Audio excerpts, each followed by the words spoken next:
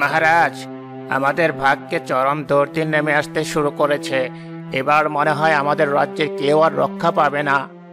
এত বনিতা না করে সরাসরি বলো তো কি হয়েছে। আমি তো তোমার কথার আগামাথা কিছুই বুঝতে পারছি না।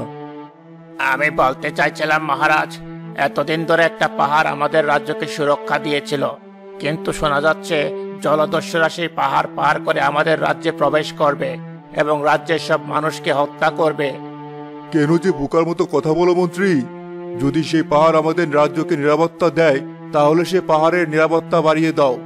সেখানে সেনা মোতায়েন করো, যেন পাহাড় বেয়ে জলদস্যুরা প্রবেশ করতে না পারে। এখানেই তো সমস্যা মহারাজ। আপনি তো ভালো করেই জানেন সেই পাহাড়ে একজন দরবেশ ধ্যানরত অবস্থায় আছে। যদি সেই দরবেশের ঘুম ভাঙানো হয়, তাহলেও আমাদের রাজ্যের অনেক বড় ক্ষতি হয়ে যাবে। আরে বাবা, সেই দরবেশকে অন্য কোথাও স্থান করে দাও। আমাদের রাজ্যকে তো আগে রক্ষা করতে হবে নাকি? তাহলে আপনি আদেশ করেন মহারাজ, যত তাড়াতাড়ি সম্ভব আমরা সেই পাহাড় ঘিরে সেনা মোতায়েন করব, যেন বাইরের জলদস্যু এ রাজ্যে প্রবেশ করতে না পারে। আমি এখনই আদেশ করছি, সেই পাহাড় ঘিরে নিরাপত্তা বাড়ানো হোক এবং সেই দরবেশকে অন্য কোথাও পাঠিয়ে দেওয়া হোক।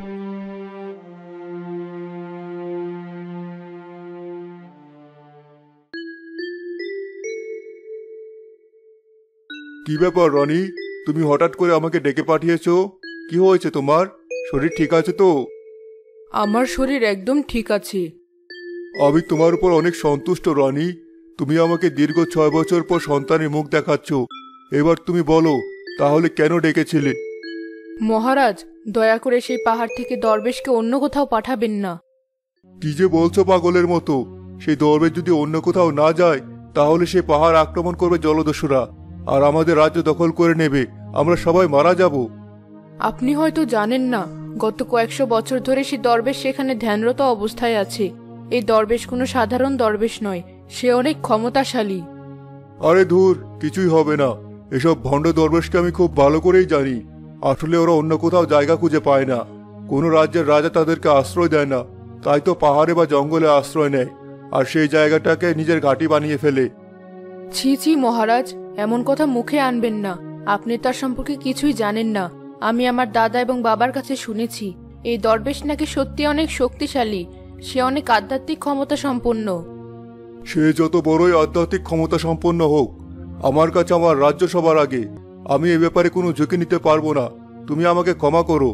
আর কোনো কিছু চাওয়ার থাকলে বলো, আমি তোমাকে সোনা দানা, হিরে জহরত সবকিছু এনে দেব।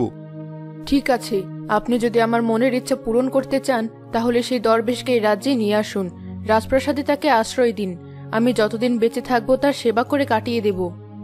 সবকিছু থাকতে তুমি যে কেন এই দরবেশকে নিয়ে পড়েছো তুমিই জানো। ঠিক আছে, তুমি যা বলবে তাই হবে। আমি তোমাকে তার সেবা করার সুযোগ করে দিচ্ছি। সেই রাজ্যে গরিব চাষি সালাম তার স্ত্রী ফাতেমা আর কন্যা পদ্মকে নিয়ে বাস করত। পদ্ম, কোথায় গেলি তুই? আয় মা, এদিকে একবার আয়। কাকে ডাকছো তুমি? তোমার এই মেয়ে কি ঘরে আছে? দেখো, বনে জঙ্গলে কোথায় কোথায় ওর সুখ পাখিকে নিয়ে ঘুরে বেড়াচ্ছে। আমি তোমাকে কতবার বলেছি আমার মেয়েকে বাইরে বের হতে দেবে না। এটা আমার একদম পছন্দ না। ওর বয়স 12 হতে চললো। কিছুদিন পর ওর বিয়ে দিতে হবে, সম্বন্ধ আসবে। এখন যদি ও বাইরে বাইরে ঘুরে বেড়ায়, তাহলে তো বদনাম হতে পারে। এমন ভাবে বলছো, মনে হচ্ছে তোমার মেয়েকে আমি বাইরে পাঠাই। ও তো নিজে নিজে বাড়ি থেকে বের হয়ে যায়, আমার একটা কথাও শুনে না। হাজার হলেও আমি তো ওর আসল নয়, সৎ মা। কোন কথা থেকে আবার কোন কথায় চলে গেলে? আমি কি তোমাকে একবারও বলেছি তুমি ওর আসল মা নও? তুমি ওকে কোলপিটে করে মানুষ করেছো, ওকে ভালোবেসে বড় করেছো। আমি যতই তোমার মেয়েকে নিজের সন্তান মনে করি না কেন, ও তো আমাকে মা হিসেবে একদম সম্মান দেয় না। সারাক্ষণ আমার সাথে খারাপ ব্যবহার করে। আরে বাবা, ও ছোট মানুষ, দেখবে আর একটু বড় হলে ভুল বুঝতে পারবে, তোমাকে নিজের মার জায়গার স্থান দেবে। ওর মা যখন মারা যায় তখন ওর বয়স ছিল 2 বছর, আর এখন ওর বয়স 12 হতে চললো। গত 10 বছর ধরে আমি ওর মন পাইনি, আর মন পাওয়ার আশাও করি না। যাই হোক, এখন তুমি গোসল করে এসো, আমি তোমার খাবারের ব্যবস্থা করছি। এদিকে মন্ত্রী যায় সেই দরবেশের সাথে কথা বলতে। দরবেশ বাবা, আমাকে ক্ষমা করে দেন, আপনার ঘুম ভাঙালাম। আসলে খুব জরুরি একটা কারণে আপনাকে বিরক্ত করতে হলো। ঘুম যখন ভেঙেই ফেলেছিস, তখন কে বলবি বল? এত বনিতা আমার ভালো লাগে না। যা বলার সরাসরি বলে এখান থেকে বিদায় হ। আসলে অনেক বড় একটা ঝামেলায় পড়ে গেছি। আপনি এই পাহাড়ে আশ্রয় নিয়েছেন প্রায় 200 বছর হতে চলল, কিন্তু এই পাহাড় এখন জলদস্যুরা আক্রমণ করবে, আমাদের রাজ্য দখল করে নেবে। আপনি এখান থেকে আমাদের রাজপ্রাসাদে চলুন, রানীমা আপনাকে সেবা করবে বলে মনস্থির করেছেন। কে বলছিস তুই? তোর সাহস তো কম নয়। তুই এখান থেকে আমাকে অন্য কোথাও যেতে বলছিস? তুই জানিস না এটা আমার স্থান? আমি এখান থেকে কোথাও যাব না। কেন শুধু শুধু জেদ করছেন? আপনাকে যেতেই হবে, তা না হলে রাজামশাই আপনাকে সেনা দিয়ে উঠিয়ে নিয়ে যাবে। তোরা আমার উপরে তো নির্মম অত্যাচার করছিস, তোরা আমার ঘুম ভাঙিয়েছিস। আমি তোদেরকে অভিশাপ দিচ্ছি, তোদের রাজ্যে এমন এক রাজকুমার জন্মগ্রহণ করবে যে কখনোই ঘুম থেকে জাগবে না, সারা জীবন ঘুমিয়ে ঘুমিয়ে কাটাবে। না না দরবেশ বাবা, এমন কথা বলবেন না। এমন কথা মুখে আনাও পাপ। আপনি হয়তো জানেন না আমাদের রানীমা মা হতে চলেছেন। আপনি যদি এখন এমন কথা বলেন তাহলে আমাদের রাজ্যে আমানিশা নেমে আসবে। আমি যা বলেছি খুব ভেবেচিন্তেই বলেছি, এবং আমি আমার সিদ্ধান্তে অটল। আমি তোদেরকে অভিশাপ দিলাম, ঘুমন্ত রাজকুমারের কারণে তোরা কখনোই শান্তিতে থাকতে পারবি না।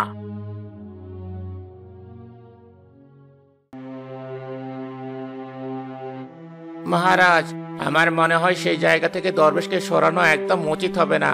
তিনি অভিশাপ দিয়েছেন, যদি তাকে সেখান থেকে সরানো হয় তাহলে এই রাজ্যে যে রাজকুমার জন্মগ্রহণ করবে সে সারা জীবন ঘুমন্ত অবস্থায় থাকবে। কি বলছো তুমি? ওই দরবেশের এত বড় সাহস আমার ছেলেকে অভিশাপ দেয়? তুমি এখনই তাকে বন্দি করো এবং রাজপ্রাসাদে নিয়ে এসো। আপনি হয়তো বিশ্বাস করছেন না, কিন্তু এই দরবেশ সত্যি অনেক ক্ষমতাশালী। আমি বেঁচে থাকতে কখনোই এই কাজ করতে পারবো না। তুমি আর রানী মিলে যে কি শুরু করেছো আমি কিছুই বুঝতে পারছি না। তোমরা যা বলবে তাই হবে। তাকে প্রাপ্য সম্মান দিয়ে এই রাজপ্রাসাদে এনে রেখো। আর সে যে অভিশাপ দিয়েছে এই ব্যাপারে রানীকে কিছুই বলো না, তাহলে সে শুধু শুধুই চিন্তা করবে। কিন্তু রাজামশাই, আমার সত্যি অনেক ভয় লাগছে। যদি এই দরবেশের অভিশাপ একবার ফলে যায় তাহলে আমাদের রাজ্যে সত্যি সত্যি ঘুমন্ত রাজকুমার জন্মগ্রহণ করবে। আরে ধুর, এসব অভিশাপ বলতে কোনো কিছুই হয় না। শুধু শুধু আমার সময় নষ্ট করো না, নিজের কাজে যাও।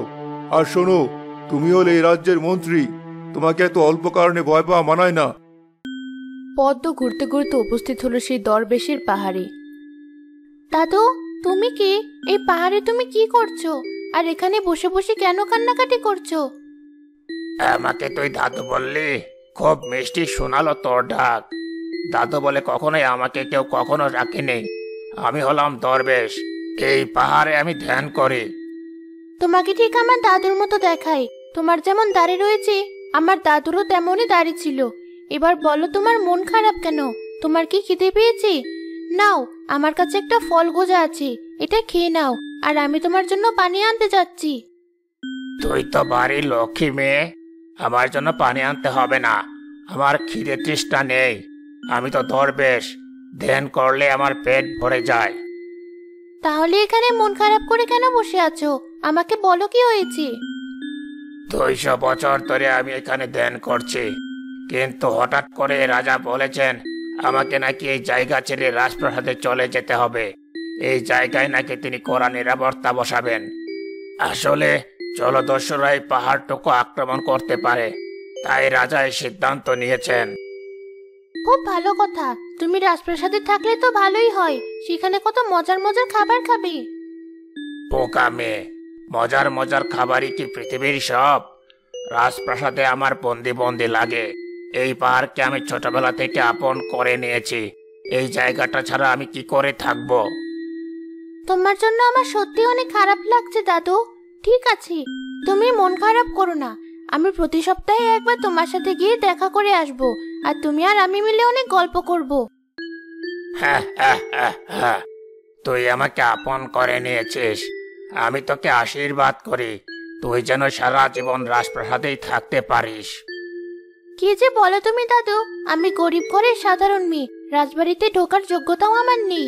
আমি কি করে রাজবাড়িতে থাকবো? সৃষ্টিকর্তা কার ভাগ্যে কি লিখে রেখেছেন কে জানে। এমনও তো হতে পারে তুই সাধারণ ঘরের মেয়ে থেকে রাজরানী হয়ে গেলি। এত বড় স্বপ্ন আমি কখনোই দেখি না দাদু। যাই, বাড়িতে আমার সৎমা আমার জন্য অপেক্ষা করছে। সে আমাকে দু চোখে দেখতে পারে না, অথচ বাবার সামনে এমন একটা ভাব ধরে যেন সে আমার জন্য অনেক কিছু করে। মা তো মাই হয়, সৎ মার নিজের মার মধ্যে কোনো পার্থক্য নেই। তোর সৎ মা তোর সাথে যেমন ব্যবহারই করুক না কেন, সব সময় তার সাথে ভালো ব্যবহার করবি, তাকে সম্মান করবি। দেখবি একদিন সে তোকে ভালোবাসতে শুরু করবে। এই যে মহারানী, এতক্ষণে বাড়ি ফেরার সময় হলো। শোন, তোর বাইরে বের হওয়া একদম বন্ধ। আমি তোর বিয়ে ঠিক করেছি। কি বলছো তুমি? আমার বিয়ে ঠিক করেছো মানে? তুমি আমার বিয়ে ঠিক করলে আমার বিয়ে করতে হবে এ কথা তোমাকে কে বললো? তাছাড়া বাবা যদি জানতে পারে তাহলে খুব রাগ করবে। তোর বাবা আমার কথার অবাধ্য কখনো হয়নি, আর হবেও না। আমি খুব ভালো করেই জানি মা। বাবা তো জানে না তুমি কত বড় একটা মুখোশ পরে আছো। তুমি বাইরে এক ভেতরে আরেক। কি বললি তুই? আরেকটা কথা বললে চুলের মুঠি টেনে ছিঁড়ে ফেলবো। শোন, আগামীকাল তুই তৈরি হয়ে থাকবি। আমার দূর সম্পর্কে চাচার সাথে তোর বিয়ে হবে। বয়সটা একটু বেশি, কিন্তু তার অঢেল টাকা পয়সা। ছি মা, টাকা পয়সার জন্য শেষে কিনা তুমি আমাকে তোমার চাচার সাথে বিয়ে দিতে চাইছো? একজন বৃদ্ধ লোককে আমি কখনোই বিয়ে করব না। তুই বিয়ে করবি না তো তোর ঘাড় বিয়ে করবে। সংসারে তো অভাব অনটন, আর তুই কিনা বিয়ে করতে রাজি হচ্ছিস না। তুই যদি এই লোককে বিয়ে করিস তাহলে আমাদের সংসারে উন্নতি বাড়বে। বাবা কি তোমার জন্য রোজগার করে না? সারাদিন বাবা মাঠে ঘাটে পরিশ্রম করে, মাসের শেষে যা রোজগার করে সব টাকা তোমার হাতে তুলে দেয়। তারপরে তোমার স্বাদ মেটে না? আমার এমন জীবন একদম পছন্দ না। আমি সোনা দানা হিরে জহরত সবকিছুই চাই। তাই তো ওই বৃদ্ধ লোকের সাথেই তোর বিয়ে দেব। তার অনেক টাকা পয়সা, সে তার টাকা পয়সা থেকে অনেক কিছুই দেবে আমাকে। আমি মরে গেলেও ওই লোকের সামনে কখনো যাব না, আর তুমি আমাকে খুঁজেই পাবে না। প্রয়োজন হলে আমি বাড়ি থেকে পালিয়ে যাব। তাই নাকি? শেষ পর্যন্ত তুই বাড়ি থেকে পালিয়ে যাবি? কিন্তু মনে রাখিস, একবার যদি বাড়ি থেকে পালিয়ে যাস তাহলে কিন্তু এই বাড়িতে কখনো ঢুকতে পারবি না। আমি বেরিয়ে গেলে সারা জীবন বাড়ির বাইরেই থাকবো। এদিকে রানীর কোল আলো করে এক পুত্র সন্তান জন্মগ্রহণ করলো, কিন্তু কিছুতেই তার ঘুম ভাঙল না। আমার কি সর্বনাশ হয়ে গেল! রাজামশাই, আপনি তো সবকিছু আগে থেকেই জানতেন। আপনি কেন বলেননি সেই দরবেশ আমাদেরকে অভিশাপ দিয়েছিল যেন আমার ঘুমন্ত রাজকুমার হয়? বিশ্বাস করো রানী, আমি বুঝতে পারিনি সত্যি এই দরবেশের এত আধ্যাত্মিক ক্ষমতা রয়েছে। সে যে সত্যি অভিশাপ দিতে পারে এবং তার অভিশাপ ফলেও যেতে পারে, আমি তা কল্পনাও করিনি। এখন আমরা কি করব রাজামশাই? আমাদের রাজকুমারের ঘুম কি সত্যিই কখনো ভাঙবে না? সত্যি কি সারা জীবন সে ঘুমিয়ে ঘুমিয়ে কাটিয়ে দেবে? এত বিচলিত হয়েও না রানী, সবকিছুরই নিশ্চয় একটা সমাধান রয়েছে। প্রয়োজনে আমি তার কাছে ক্ষমা চাইব, উনি নিশ্চয় একটা উপায় আমাদের বলে দেবেন। আর এক মুহূর্ত দেরি করা যাবে না। আগামীকালই আমরা সেই দরবেশের কাছে যাব। আমি আমার পুত্রকে জাগ্রত অবস্থায় দেখতে চাই।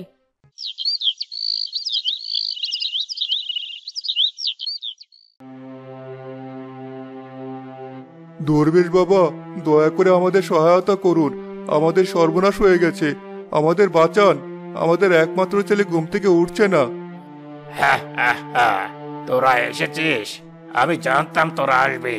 তোদেরকে তো আসতেই হবে। এবার তো বিশ্বাস হলো আমার অভিশাপ কখনোই মিথ্যে হতে পারে না। আমাদের ক্ষমা করে দিন দরবেশ বাবা, আমাদেরকে সাহায্য করুন। আমি এক অভাগী মা, নিজের পুত্রের ঘুম ভাঙানোর জন্য আপনার কাছে ছুটে এসেছি। দয়া করে আমার ছেলেকে সুস্থ করে দিন, ও যেন আর 5টা বাচ্চার মতোই স্বাভাবিক হয়। হ্যাঁ দরবেশ বাবা, আপনাকে এখান থেকে কোথাও যেতে হবে না। আপনার যতদিন ইচ্ছা এই পাহাড়েই থাকবেন। আমি সব ব্যবস্থা করব, শুধু আমার ছেলেকে অভিশাপ মুক্ত করে দিন। একটা উপায় আছে। তোর ছেলেকে সুস্থ করে তুলতে হলে তাকে বিয়ে দিতে হবে 12 বছর বয়সের কোনো মেয়ের সাথে। কি বলছেন এসব? আমার ছেলের বয়স মাত্র 12 দিন, আর এই ছেলের সাথে 12 বছর বয়সী মেয়ের বিয়ে কি করে সম্ভব? তোর ছেলেকে সুস্থ করার জন্য আর কোনো উপায় নেই। যদি তোর ছেলের ঘুম ভাঙাতে চাস তাহলে 12 বছর বয়সী একজন মেয়ের সাথে তোর ছেলের বিয়ে দিতে হবে। ঠিক আছে, আমি আপনার কথা মেনে নিচ্ছি, কিন্তু 12 বছর বয়সী মেয়ে আমার ছেলেকে বিয়ে করতে কেন রাজি হবে? সে ব্যাপার না হয় আমি দেখে নেব। এই ব্যাপারে তোকে ভাবতে হবে না। পাত্রী কোথায় পাওয়া যাবে সেটা আমার দায়িত্ব। তুই রাজি আছিস কিনা সেটা আমাকে বল। আপনি যা ভালো মনে করবেন। তাহলে আমার ছেলেকে আমি আপনার কাছে রেখে গেলাম। যদি ওইরকম উপযুক্ত কোনো পাত্রী পান তাহলে তার সাথে আমার ছেলের বিয়ে দিবেন। ঠিক আছে, কিন্তু মনে রাখিস, আমি যখন তোর রাজ্যে ফিরবো তখন তোর পুত্র জেগে উঠবে, তার সাথে তোর পুত্রবধূও থাকবে। তুই কিন্তু তোর পুত্রবধূ আর পুত্রকে বরণ করার জন্য তৈরি থাকিস। আপনি যা বলবেন তাই হবে। রাজা রানী তাদের ঘুমন্ত রাজকুমারকে দরবেশের কাছে রেখে রাজ্যে ফিরে গেল। কেমন আছো তুমি দাদু? দুদিন হয়ে গেল তোমার সাথে দেখা করতে আসতে পারছি না। আসলে আমার অনেক মন খারাপ। আমি তোর জন্য অধীর আগ্রহে অপেক্ষা করছি। কি হয়েছে তোর? আমাকে খুলে বল দেখি। তোর সৎমা নিশ্চয় তোকে কিছু বলেছে, তাই তোর মন খারাপ হয়েছে, তাই না? আমার সৎমা টাকার লোভে এক বৃদ্ধ লোকের সাথে আমার বিয়ে ঠিক করেছে, তাই আমি বাধ্য হয়ে বাড়ি থেকে পালিয়ে এসেছি। হ্যাঁ হ্যাঁ হ্যাঁ, তোকে বলেছিলাম না তুই রাজপ্রাসাদে সারা জীবন থাকবে। আমি তোকে রাজরানী বানিয়ে রাখবো। এই যে দেখতে পাচ্ছিস এই শিশু, ওর সাথে তোর বিয়ে হবে। কি বলছো তুমি?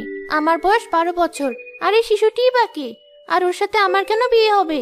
না না, আমাদের দুজনের বয়সের ব্যবধান অনেক বেশি, এ বিয়ে কখনোই সম্ভব নয়।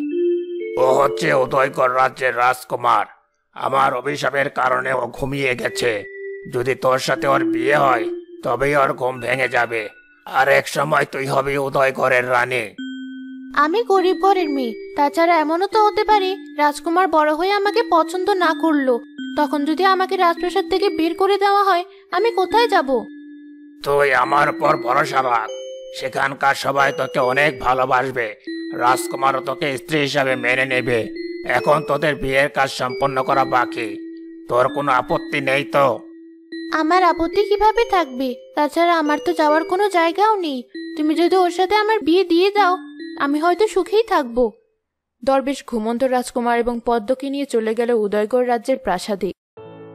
রাজামশাই, আমি আপনার পুত্র এবং পুত্রবধূকে সাথে করে নিয়ে এসেছি। আর দেরি নয়, জলদি বিয়ের আয়োজন করুন। সত্যি বলছেন দরবেশ বাবা? সত্যি আমার ছেলের জন্য বধূ পাওয়া গেছে? আজ আমি যে কতটা খুশি তা আপনাকে বলে বোঝাতে পারবো না। কে কোথায় আছো? তাড়াতাড়ি বিয়ের আয়োজন করো। আমি আর এক মুহূর্ত সহ্য করতে পারছি না। আমার ছেলেকে আমি জাগ্রত অবস্থায় দেখতে চাই। শোনো বৌমা, তোমাকে আমরা মন থেকে পুত্রবধূ হিসাবে মেনে নিয়েছি। তুমি কখনো এটা মনে করো না যে এখানে তোমার কোনো সমস্যা হবে। এই রাজ্যের উত্তরাধিকারীর স্ত্রী হতে চলেছে তুমি, তাই তোমার যোগ্য সম্মান তুমি সবসময় পাবে।